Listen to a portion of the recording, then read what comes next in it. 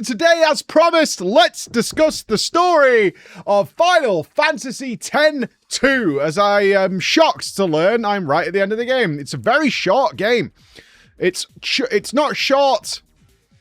That's the wrong way of putting it. It's not a short game. The main story is short. The game is huge. The game is huge. It's just all side stuff. It's all side stuff. Big, giant side stuff. You want to play a 20-hour Pokemon side game? That's there. I just discovered there's a massive, endless dungeon that's in there as well, which I've just got started working my way through, etc., etc. Tons and tons and tons of stuff. But main story, shockingly, is like 4 chapters. 3? Really short. Like, you could probably smash this out in a day if you just wanted to do the main story. Certainly if you did some cutscene skipping, because there are some longer, lengthy cutscenes here. But getting back to it, what is happening? I'm going to take you on a journey of a story that made total sense to me, and I kind of thought, I know where this is going. This could be interesting. To where I am right now, which is about to finish it, going, I don't know what we're doing at all. And I've no understanding of why people are the way they are and how they feel about this and why they feel this way about it.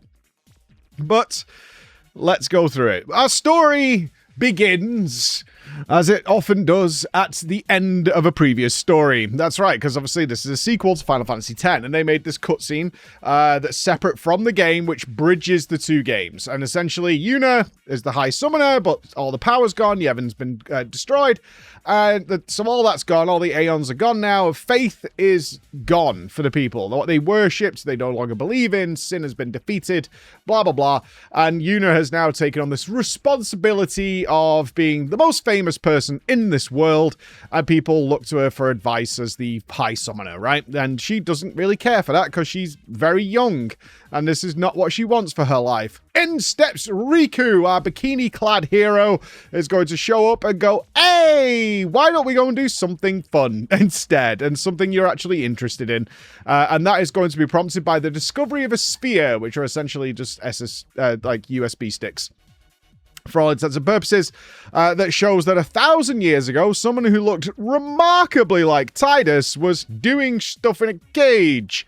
That's weird, right? That's really weird, and Yuna agrees, and they decide to ditch Wakka and Lulu, because they're not going to be a part of the sequel, and they go on their adventures to become sphere hunters, to find out more information about this mysterious Tidus-looking person 1,000 years ago. So that's what kicks off FF10-2. From there, you are a sphere hunter. That's what you are. You've joined this like motley crew of essentially pirates.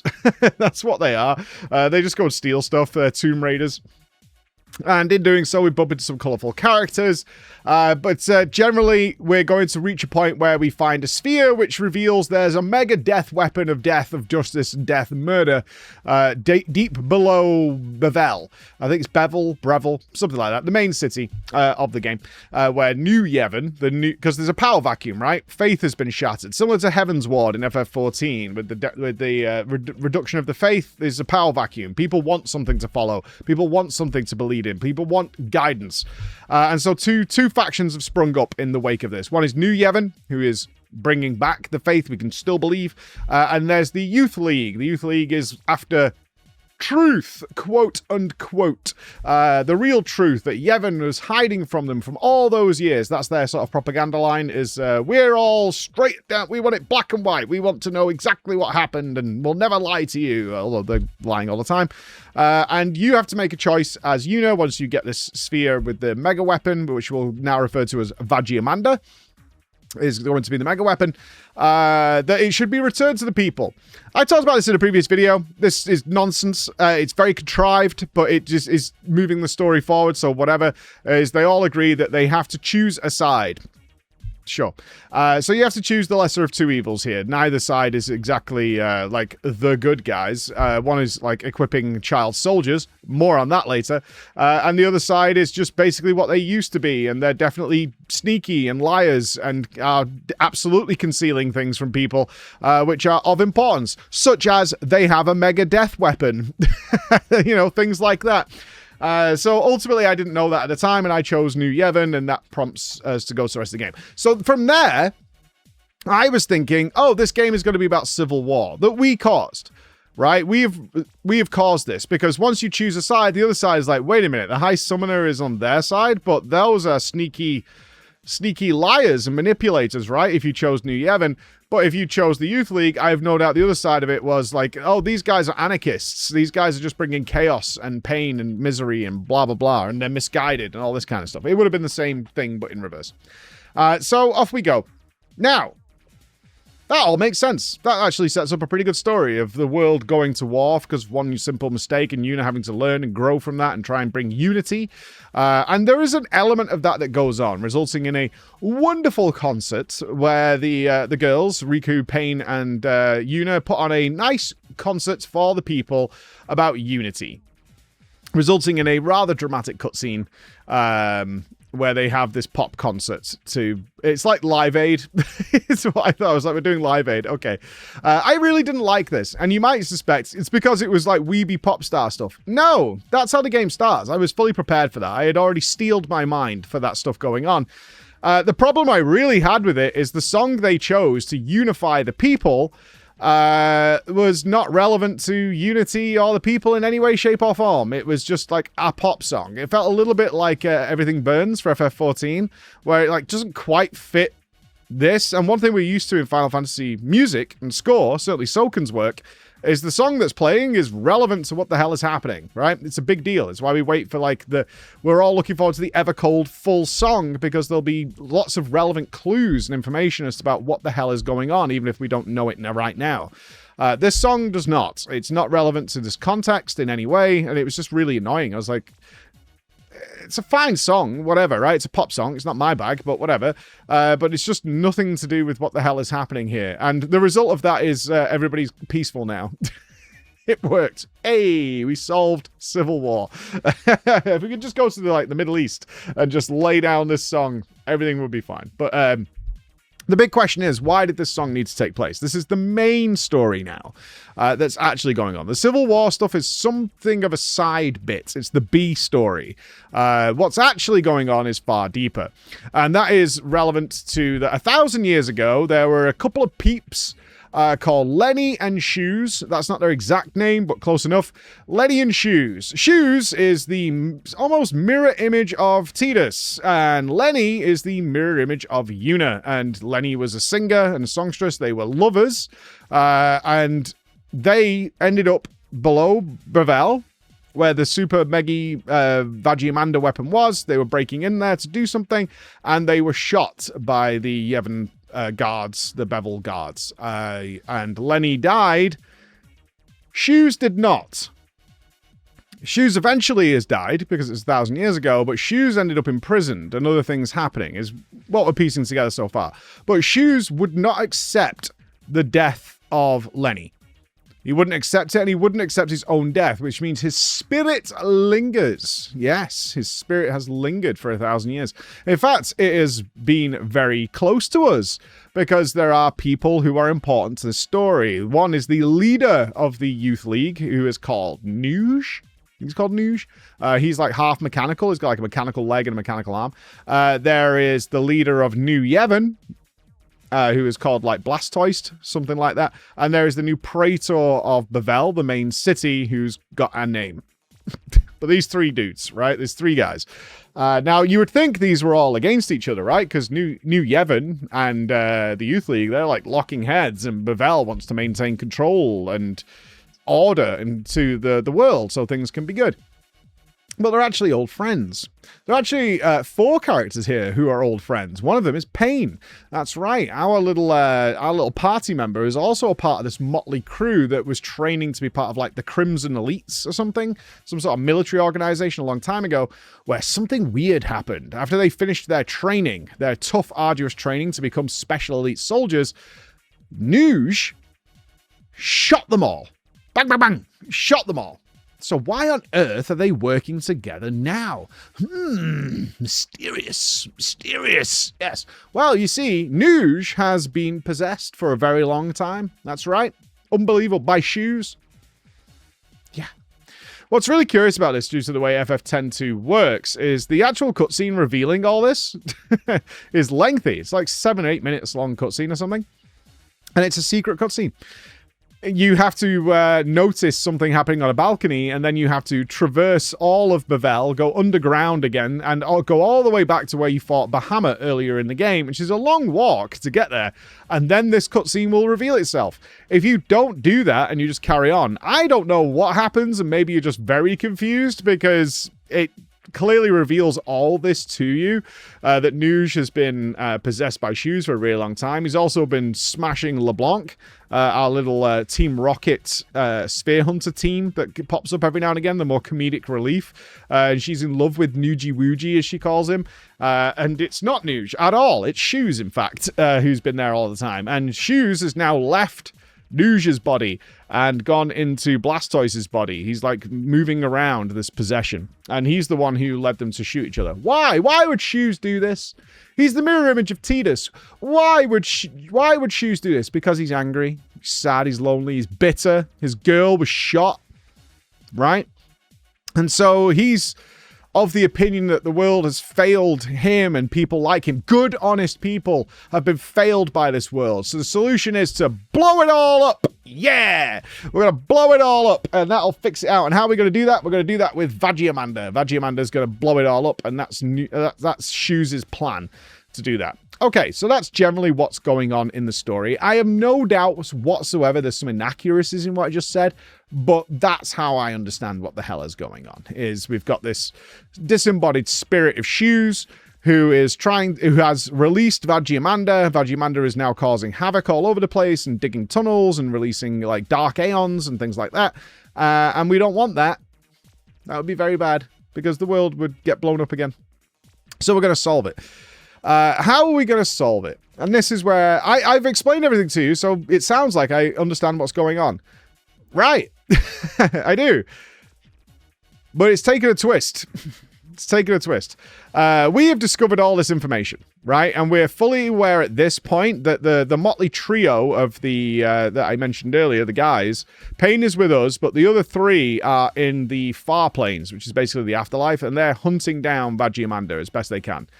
They're working together because despite their differences ideologically, destroying the world is probably not a bonus.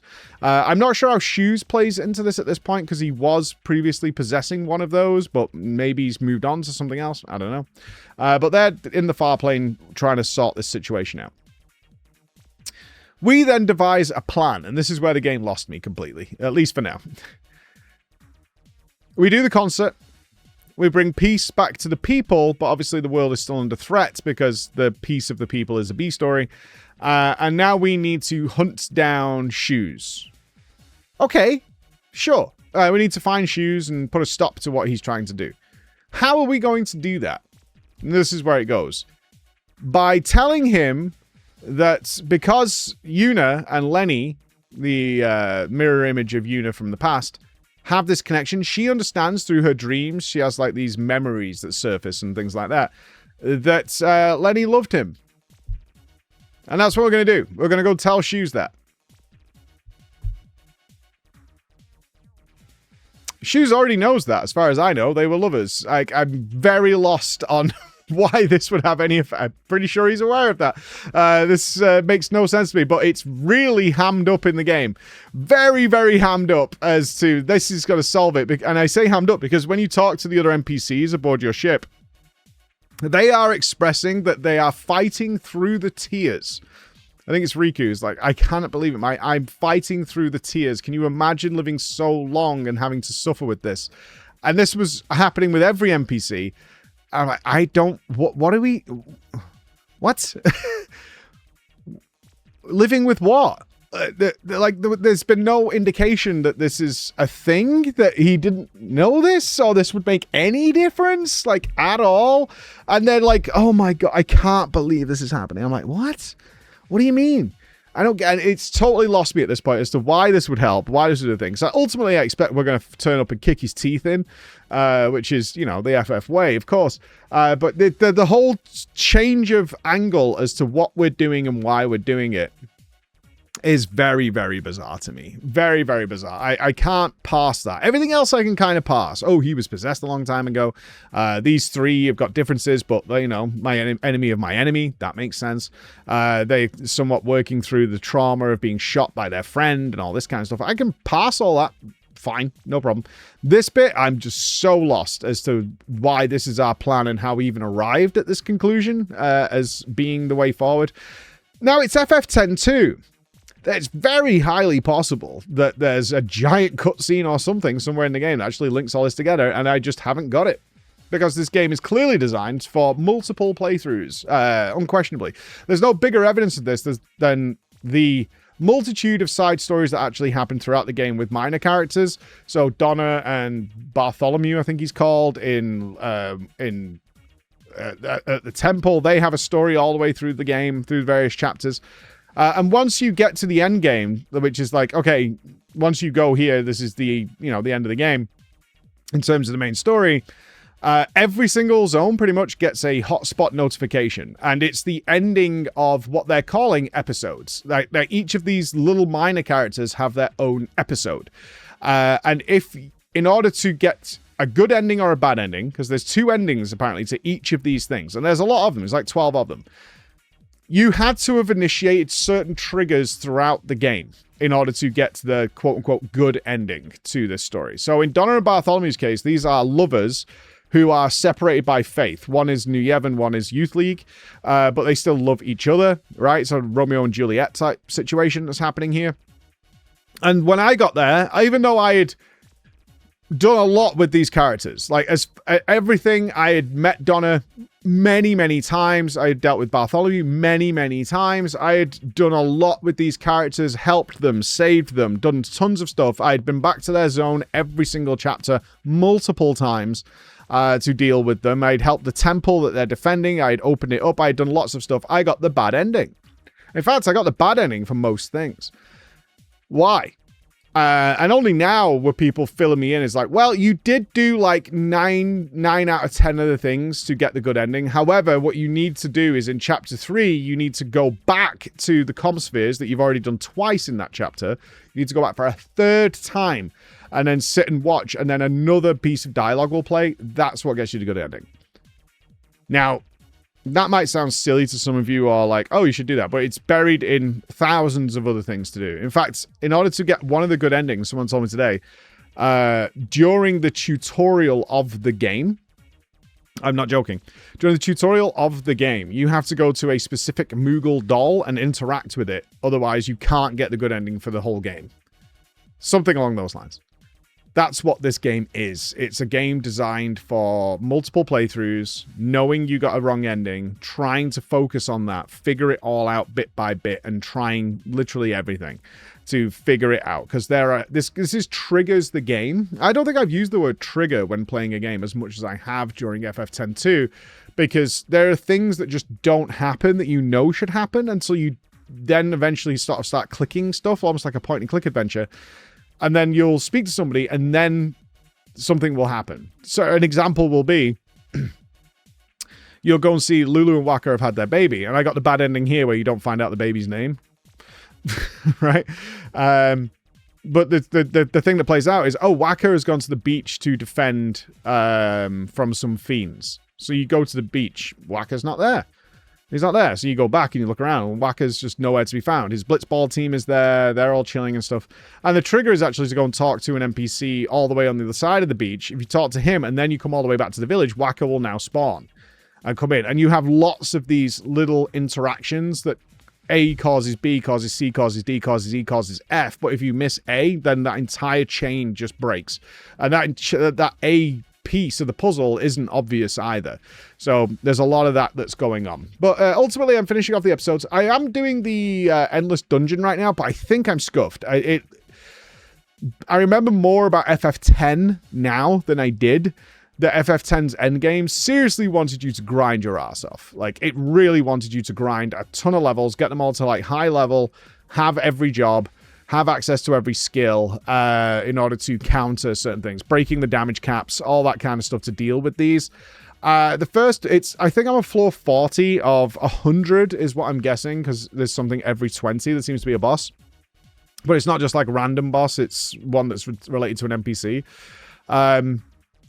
First boss I stomped in like 2 hits. This boss kills me. It has flare and ultima that it just spams.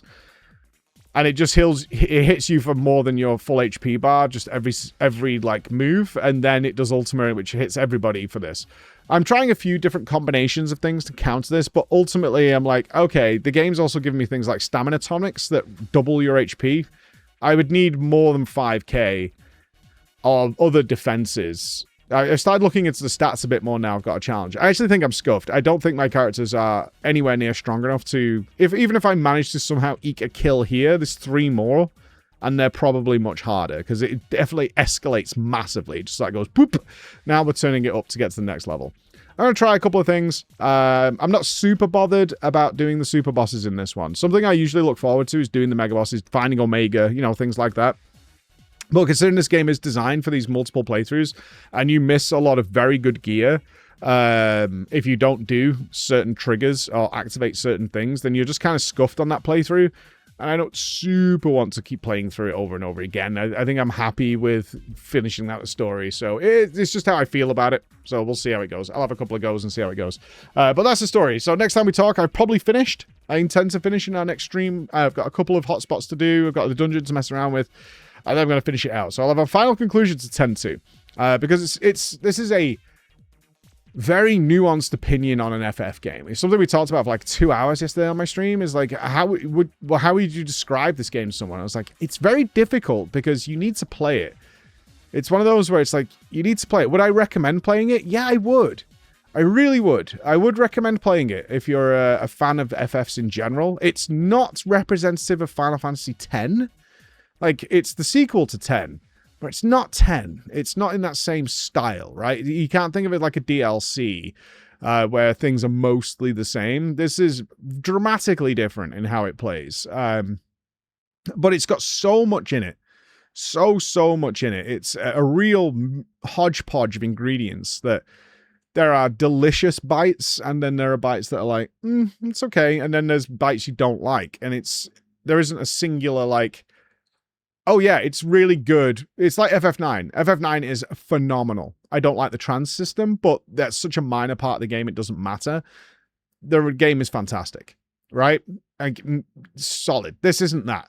This isn't that at all. It's lots of different pieces all put together to create this combo. So I'll see how it finishes out, and then I'll come back to you then. So stay tuned. Next time, finale. Bye, guys.